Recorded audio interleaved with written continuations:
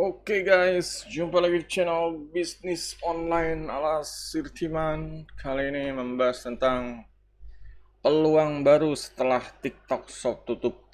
Jadi saat TikTok Shop itu dinyatakan ya atau menutupkan diri, ya gimana caranya dilarang lah. Kejadiannya kan yang jualan di TikTok Shop itu seller-seller atau affiliate-nya itu kan jadi ada dua pilihan gitu. Mau cari alternatif jualan di tempat lain atau ya rungkat aja gitu, istilahnya udahan gitu, nyerah. Nah di sini kalau mental bisnis ya dia harus kreatif ya guys, harus ngelakuin barang jualannya gitu, harus cari tempat-tempat ya, pokoknya setiap sudut-sudut pelosok-pelosok untuk ya gimana caranya barangnya itu muncul di situ ya biar dilihat orang. Setiap sosmed, setiap pokoknya ya di sini pilihannya kan sekarang karena mungkin udah banyak yang nyaman di TikTok Shop.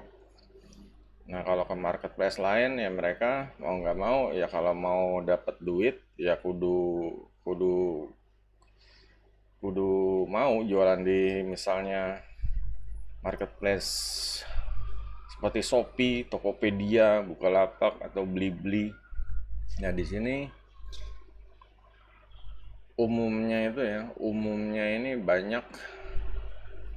banyak penjual itu yang apa sih yang masih bingung gitu, masih ngeraba-raba ini mainnya gimana ya gitu. Misalnya ke Shopee ini mainnya gimana ya, atau ke Tokopedia mainnya gimana ya, soalnya kalau di Shopee itu ada seller dashboard ya, apa dia semacam ada aplikasi terpisah khusus untuk penjual. Juga di Tokopedia ada seller seller dashboardnya gitu.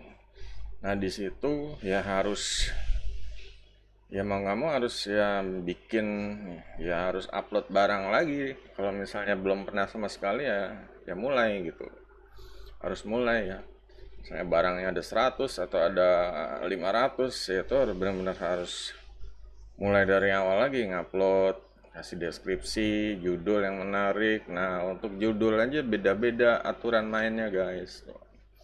Kayak Shopee itu ya judul dibatasi, terus kalau Tokopedia judul-judul yang alay dia nggak mau gitu, kayak ada kata-kata murah atau apa gitu.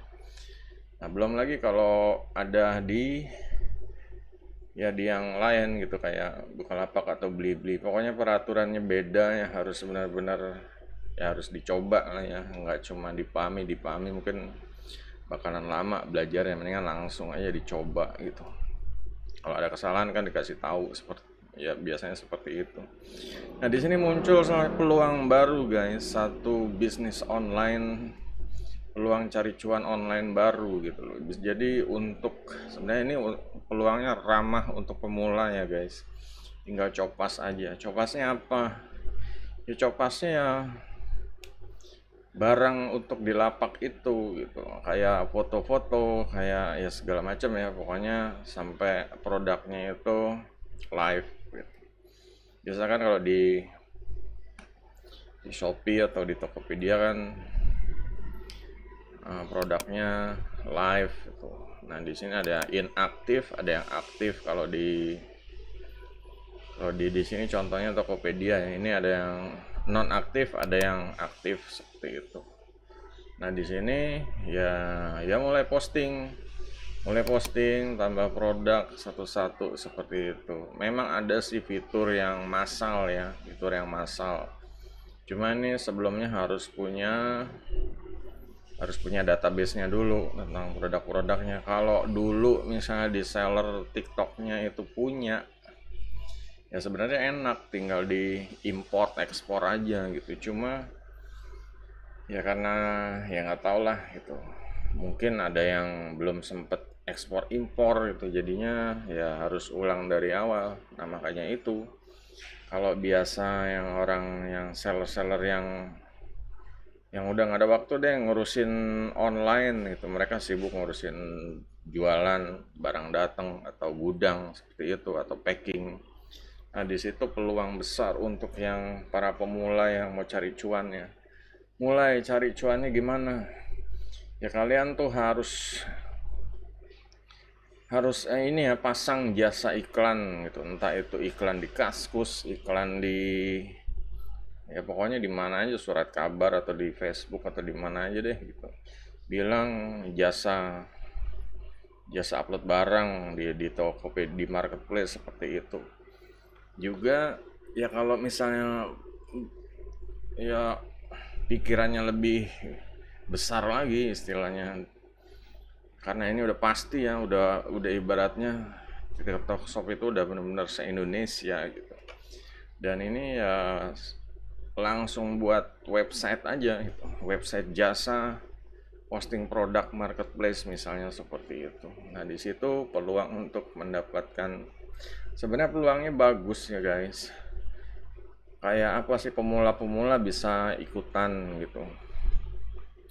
Ya istilahnya sebenarnya bisa, kalau punya website itu bisa, atau ya pokoknya punya tim lah, bisa bisa besar ya bisnisnya tuh, bisa banyak klien, bisa pokoknya macam-macam lah.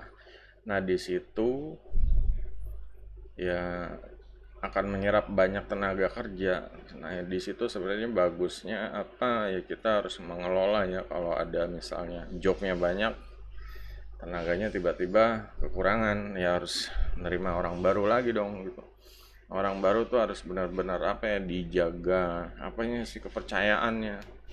Soalnya ini kan website, masuk ke website orang gitu, nanti takutnya ya dia tangannya utak-atik, ganti-ganti harga dan lain-lain, jadinya ya mengecewakan. Kalau udah mengecewakan ya jadi jadi rating jelek lah, jadi testimoni buruk, atau ya pokoknya apalagi sekarang zamannya sosmed gitu, bakal kesebar gitu ya, ownernya siapa nih, ternyata curang jasanya, ini jasanya apa ya, pokoknya negatif lah seperti itu. Nah, di sini ya harus dijaga itu masalah kepercayaan. Ya nggak tau lah, dulu Sirtiman ya pernah ya buka buka lowongan gitu, butuh jasa posting dari Tokopedia ke website sih waktu itu. Nah, kebetulan ya dapetnya ya emang baik-baik sih, kebetulan dapetnya pada nggak ada masalah lah, sampai sampai banyak banyak ya, banyak proyek juga ya, banyak proyek gitu, jasa blog review tapi bahasa Inggris, atau jasa ya pokoknya copas ke blog Indonesia ya, blog lokal Indonesia, copas artikel doang. Juga ya karena Sirtiman ngelihat ini seharusnya harga dari Sirtiman ini nggak seberapa dibanding hasilnya gitu, malah pernah bikin ebook juga yang translate gitu. Sirtiman punya bahasa Inggris nih, translatein nih ya, ya nggak tahu dia dikasih timnya dan ya jadi gitu. Nah, di sini Sirtiman yang ngerasa ini jasanya sebenarnya lebih murah dari hasilnya gitu. Makanya Sirtiman ya kasih ini dah, kasih hadiah, kasih website ya, kasih domain tuh disewain hosting setahun gitu. Kalau domain murah lah gitu. Ya, jadi biasa dia punya website cari duit untuk apa, AdSense atau ya pokoknya ya inilah, cari duit sendiri lah urusannya gitu. Penting Sirtiman udah kasih bonus seperti itu.